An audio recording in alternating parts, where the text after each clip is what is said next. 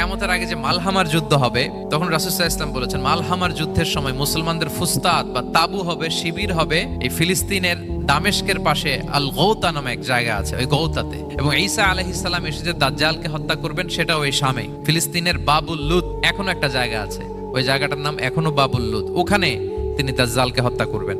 এবং সেখানে একটা সাদা মিনারা আছে, ফেরেশতার পাখায় ভর করে ঈসা আলাইহিস সালাম তখন সেখানে নেমে আসবেন। ওই ফিলিস্তিনের ওই শাম দেশের ওই মিনারার পাশে তিনি এসে পৃথিবীতে তিনি নুজুল করবেন, নুজুল ঈসা আলাইহিস সালাম। যেখানকার বেথলহামে ঈসা আলাইহিস সালাম, জেসাস ক্রাইস্ট তিনি জন্মগ্রহণ করেছেন, ঈসা আলাইহিস সালামের জন্মস্থান। তাহলে 3 জাইতুনের শপথের মাধ্যমে মূলত আল্লাহ তাআলা ঈসা আলাইহিস সালামের জন্মস্থানের শপথ করেছেন, কারণ সেখান থেকে ওহী বিচ্ছুরিত হয়েছে, ওনার কাছে ইনজিল নাজিল হয়েছিল।